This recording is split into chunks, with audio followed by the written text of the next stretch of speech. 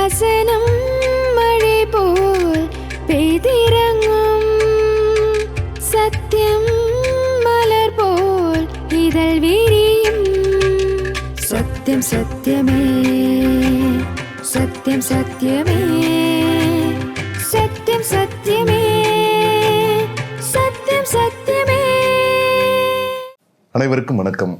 சத்தியம் சத்தியமே நேயர்களுக்கு சத்திய தேவனாகிய கர்த்தராகிய இயேசு கிறிஸ்துவின் திருப்பெயராலே அன்பான வாழ்த்துக்களை நாங்கள் தெரிவிப்பதிலே மிகுந்த மனமகிழ்ச்சி உள்ளவர்களாய் காணப்படுகிறோம்.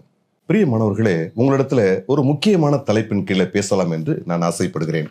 அதற்கு ஆதாரம் இறைவன் நமக்கு எழுதி கொடுத்த அன்பின் கடிதமாகிய பரிசுத்த வேதாகமத்திலிருந்து ஒரு வசனத்தை உங்களுக்கு நான் வாசித்து காண்பிக்க ஆவலாக இருக்கிறேன்.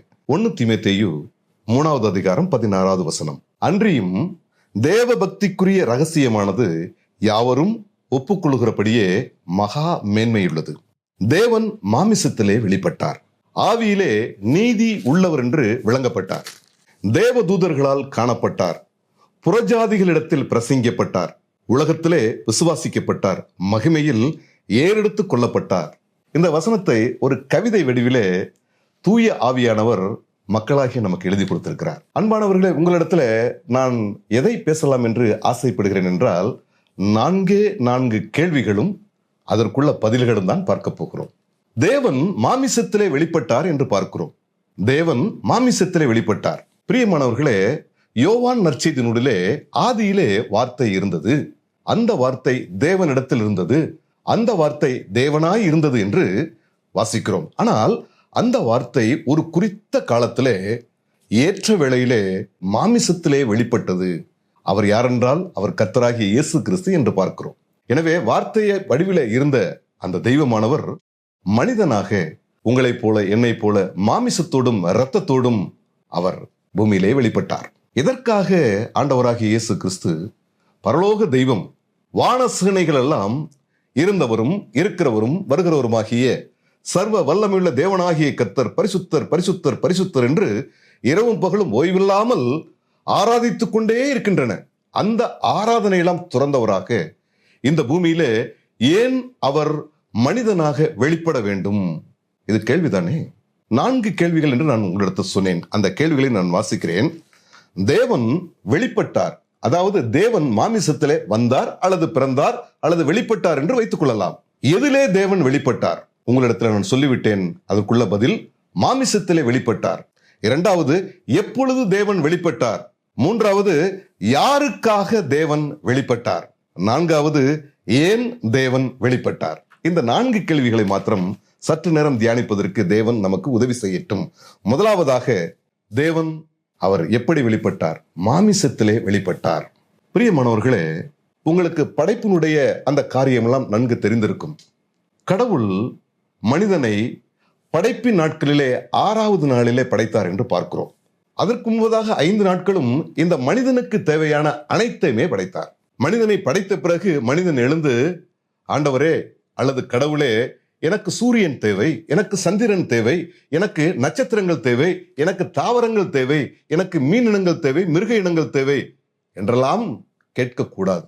ஞானம் படைத்த தெய்வம் தன்னாலே படைக்கப்படுகிற ஒரு மனிதனுக்காக அல்ல, அவனிலிருந்து பிறக்க போகிற பல கோடி ஜனங்களுக்கு இன்னது தேவை என்பதை அவர் முன்கூட்டியே அறிந்திருந்தார். எனவே கடவுளாகிய தேவன் தமது சாயலில் தமது ரூபத்தின்படியும் மனிதனை படைப்பின் 6வது நாளிலே படைத்தார். இப்படி வைத்துக் கொள்வோமே, நாம் புரிந்து கொள்ளும் நிலைமையிலே வெள்ளிக்கிழமை படைத்தார் என்று பார்க்கிறோம்.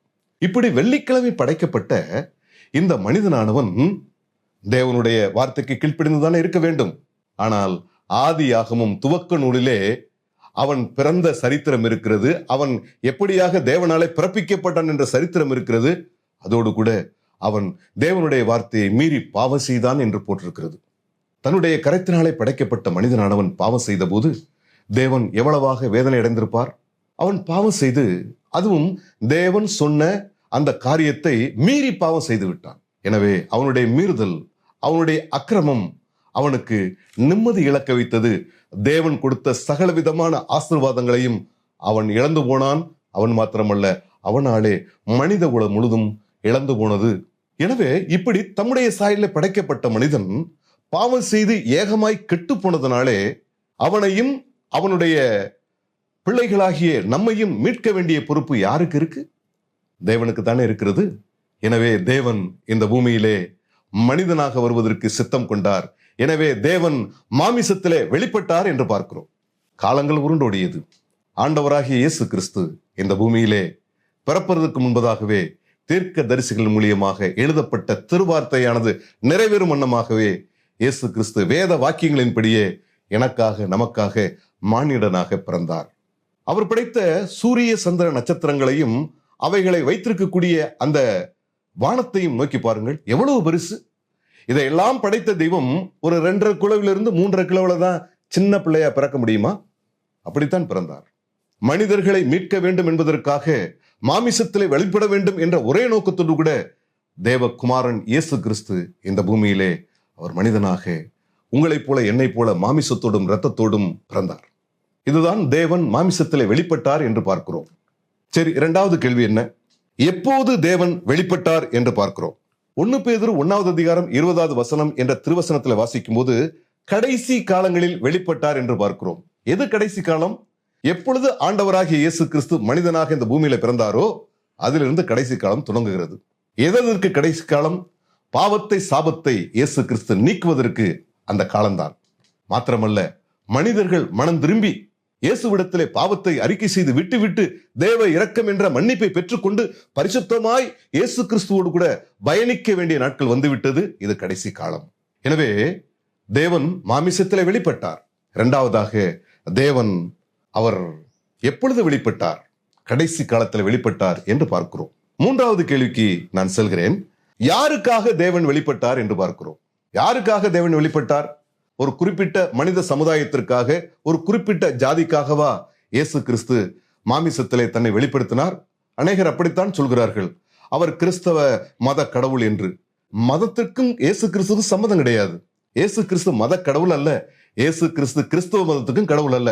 அப்படி என்றால் இயேசு கிறிஸ்து மனிதனுக்கு கடவுள். இயேசு கிறிஸ்து தம்முடைய சாயலிலே சிருஷ்டிக்கப்பட்ட மனிதர்கள் எல்லாருக்கும் அவர் இறைவனாக இருக்கிறார் என்பதை நாம் புரிந்து கொள்ள வேண்டும். தம்மை கொண்டும் தமக்கென்றும் சகலமும் சிருஷ்டிக்கப்பட்டது என்று வேத புத்தகத்தில் வாசிக்கிறோம்.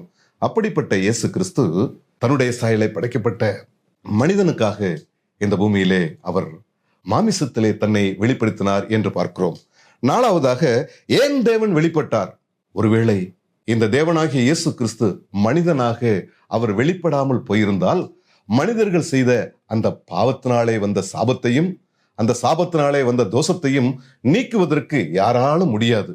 பாவத்திலே பிறந்து பாவத்திலே வாழ்ந்து பாவத்திலே மரித்து பாவத்துக்குரிய கூலிக்குரிய இடமாகிய நரகத்துக்கு போய்விடுவான். நரகம் என்பது உங்களுக்கு தெரியுமா? அது அக்னியும் கந்தகமும் எரியக்கூடிய இடம். அது மனிதர்களுக்காக தேவனால ஏற்படுத்தப்பட்டது ஒன்றல்ல. அது பிசாசுக்கும் அவனுடைய தூதர்களுக்கும் தான் ஏற்படுத்தப்பட்டது. அது பற்ற வைக்கப்பட்டிருக்கிறது. அது சாதாரண நபரால அல்ல, சர்வ வல்லமை படைத்த இறைவனாலே பற்ற வைக்கப்பட்டிருக்கிறது. அது பிசாசுக்கும் அவனுடைய தூதர்களுக்கு மாத்திரமே ஒழிய தம்முடைய சாயலிலே படைக்கப்பட்ட மனிதனுக்காக அல்ல என்பதை புரிந்து கொள்ள வேண்டும். இந்த ஆண்டவராகிய இயேசு கிறிஸ்து அவர் சாயலிலே படைக்கப்பட்ட மனிதர்களை மீட்க வேண்டும் என்ற ஒரே நோக்கத்தோடு கூட இந்த பூமியிலே மனிதனாக கன்னி மரியாளுடைய மகனாக பிறந்தார். எதற்காக கடவுள் மனிதனாக பிறந்தார்? உங்களுடைய என்னுடைய பாவங்களை சுமந்து கொண்டு சிலுவையிலே அடிபட்டு ரத்தம் சிந்தி மரிப்பதற்காக பிறந்தார். கடவுள் மனிதனாக வந்தார். அவருக்கு என்ன பெயர்? இயேசு. இயேசு என்றால் அர்த்தம் என்னங்க? தமது ஜனங்களின் பாவங்களை நீக்கி அவர்களை இரட்சிக்கிறவர் என்ற அர்த்தம். இரட்சகர் சாக வேண்டும் என்று இரட்சகருடைய அந்த இலக்கணம் சொல்கிறது. இயேசு பெருமான் இந்த பூமியிலே பிறந்து லீலை செய்வதற்காக அல்ல, மனிதர்களுக்காக சாவதற்காக வந்தார். இயேசு தன்னுடைய பெயருக்கேற்றபடி இந்த பூமியிலே வாழ்ந்தார்.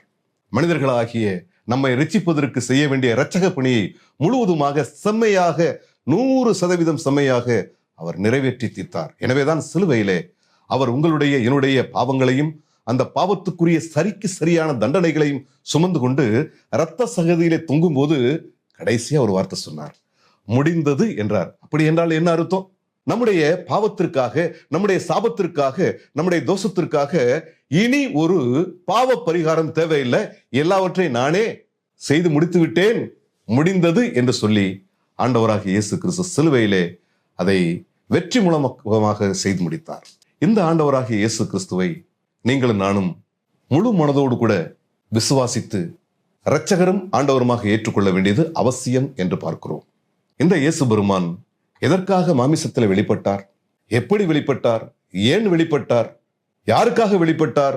இப்படி கேள்விகளை கேட்டு பதிலை நீங்கள் நானும் ஆராயலாம். ஆனால் இதனாலே ஒரு மனிதனுக்கு பாவ மன்னிப்பு கிடைத்துவிடும், அவன் புதிய வாழ்க்கை வாழ்வான் என்று நினைக்க கூடாது. நீங்கள் விசுவாசித்து உங்களுடைய சொந்த இரட்சகரும் ஆண்டவருமாக இயேசு கிறிஸ்துவை ஏற்றுக்கொள்ள வேண்டியது அவசியம். எப்படிங்க ஏற்றுக்கொள்றது? ஆண்டவரே, நான் ஒரு பாவி, உம்முடைய சாயல படைக்கப்பட்ட மனிதர்கள் தான். ஆனால் உமக்கு விரோதமாக பாவம் செய்து ஏகமாய் கெட்டுப்போனோம். கெட்டுப்போன எங்களை அழித்து துன்புறுத்தி நரகத்துக்கு அனுப்பியிருக்க வேண்டும். ஆனால் நீர் அப்படி செய்யவில்லை. நீர் இரக்கத்தில் ஐஸ்வர்யம் நிறைந்த தெய்வம். எங்கள் பாவத்தை மன்னித்தீர். எங்களுடைய பாவத்துக்குரிய சரிக்கு சரி தண்டனை நீர் ஏற்றுக்கொண்டு சிலுவையிலே எனக்காக எங்களுக்காக அடிக்கப்பட்டு நொறுக்கப்பட்டு இரத்த சிந்தி மரித்தீர். அடக்கம் பண்ணப்பட்ட 3ஆம் நாள் உயிரோடு கூட எழுந்தீர். இன்றைக்கும் உயிருள்ளவராக இருக்கிறீர் என்பதை நான் முழு மனதோடு கூட விசுவாசித்து ஏற்றுக்கொள்கிறேன். ஆண்டவர் இயேசுவே, என் பாவங்களை மன்னியும் என்று நீங்கள் முழு மனதோடு கூட மெய்யான மனஸ்தாபத்தோடு கூட சொல்ல வேண்டும். அப்படி சொன்னால் என்னங்க நடக்கும்? உடனே எப்பொழுது பாவத்தை அறிக்கை செய்து விட்டு விடுகிறீர்களோ அப்பொழுதே உங்களுக்கு பாவ மன்னிப்பாகிய மீட்பு கிடைக்கிறது. பாவம் மன்னிக்கப்பட்ட நீங்கள் மனம் திரும்பிய அனுபவத்தோடு இதற்கு முன்பதாக வாழ்ந்தீர்களே அந்த வாழ்க்கை அல்ல, ஒரு புதிய வாழ்க்கை, தேவனோடு கூட பயணம் செய்யக்கூடிய ஒரு வாழ்க்கை, கடவுளாலே ஆசீர்வதிக்கப்பட்ட ஒரு வாழ்க்கை நீங்கள் வாழ முடியும். இயேசு கிறிஸ்து இந்த பூமிக்குரிய கடவுள் என்று நீங்கள் நினைக்க கூடாது. அவர் பரலோக கடவுள். எனவே இந்த இயேசுவை ஏற்றுக்கொண்டவர்களுக்கு இந்த பூமி சதமல்ல, ஒரு லிமிட்டடான பீரியட் தான் இந்த பூமியில வாழ போகிறோம். இயேசுவை விசுவாசித்து அவர்னாலே பாவ மன்னிப்பை பெற்று மனம் திரும்பிய அனுபவத்தோடு கூட புதிய வாழ்க்கை வாழும்போது மரணம் வரும். மரணத்துக்கு பின்பு நித்தியமான வாழ்க்கையை இயேசு கிறிஸ்து நமக்கு தருவதாக வாக்களித்திருக்கிறார். நித்திய ஜீவன் நம்முடைய இலக்கு என்பதை நீங்கள் நான் புரிந்து கொள்ள வேண்டும். எவர் லாஸ்டிங் லைஃப் அல்லது எட்டர்னல் லைஃப். இயேசு பெருமான் அவரை விசுவாசித்து பாவத்தை அறிக்கை செய்து விட்டுவிட்டு மனம் திரும்பிய அனுபவத்தோடு கூட வரக்கூடிய எல்லா மனிதர்களுக்கும் அவர் இலவசமாக கொடுக்கிறவராய் காணப்படுகிறார். எனவே உங்களுடைய வாழ்க்கையில இந்த இயேசு பெருமானுக்கு இடம் கொடுங்கள். மாமிசத்திலே வெளிப்பட்டார். இது தேவ ரகசியம். இந்த ரகசியத்தை உங்களுக்கு இன்றைக்கு அம்பலப்படுத்துகிறோம் நாங்கள். சத்தியம் சத்தியமே நேயர்களே, இந்த இயேசு கிறிஸ்துவை உங்களுடைய உள்ளத்திலே சொந்த இரட்சகரும் ஆண்டவருமாக ஏற்றுக்கொள்ளுங்கள். இவரை போல உங்களுக்கு நேசத்தை தெரிவிப்பதற்கு வேறொரு ஆளில்லை. பாருங்கள், நீங்க செய்த பாவத்துக்குரிய தண்டனை நீங்க தானே ஏற்கணும். நீங்கள் தான் அடிபட்டு நொறுக்கப்பட்டு ரத்த சிந்தி மரித்திருக்க வேண்டும். உலக சட்டத்தின்படி தேவ சட்டத்தின்படி நெருப்புக்குள்ளே போடப்பட்டிருக்க வேண்டும். இதில் இருந்தெல்லாம் விளக்கு இயேசு கிறிஸ்து கொடுக்க வேண்டும் என்பதற்காகத்தான் அவர் உங்களுக்கும் எனக்கும் பதிலாளாக சப்ஜியூட்டாக மாறி சிலுவையிலே தம்மை தாமே அவர் மரணத்துக்கு ஒப்பு கொடுத்தார். மரணமே இல்லாத இறைவன் நமக்காக அவர் மரணத்தை ருசி பார்த்தார். இரட்சகரை மரணத்திலே பூரணப்படுத்துவது அது நல்லதான். எனவே இரட்சக பெருமான் இயேசு சிலுவையிலே அவர் மரித்தார். அவர் அடக்கம் பண்ணப்பட்டார். 3ஆம் நாள் உயிரோடு கூட எழுந்தார். இன்றைக்கும் அவர் உயிர்த்தெழுந்து தேவ மகிமையிலே அவர் காணப்படுகிறார். எனவே இந்த இயேசு கிறிஸ்துவை உங்களுடைய வாழ்க்கையிலே சொந்த இரட்சகரும் ஆண்டவருமாக ஏற்றுக்கொள்ளுங்கள். நீங்கள் பாக்கியவான்கள். கர்த்தராகிய இயேசு கிறிஸ்து இதை கவனித்து கேட்ட உங்களை, ஒரு நல்ல தீர்மானம் எடுத்த உங்களை, பாவத்தை அறிக்கை செய்து விட்டுவிட்டு மனம் திரும்பி அறுபத்தோடு கூட இயேசுவை சேவிக்க போகிற உங்களை தாராளமாக ஆசீர்வதிப்பாராக. அவருடைய பரிசுத்த நாமம் என்றும் என்றும் சதா காலமும் மகிமையடைவதாக. ஆமேன். சத்யம் சத்யமே, சத்யம் சத்யமே, சத்யம் சத்யமே.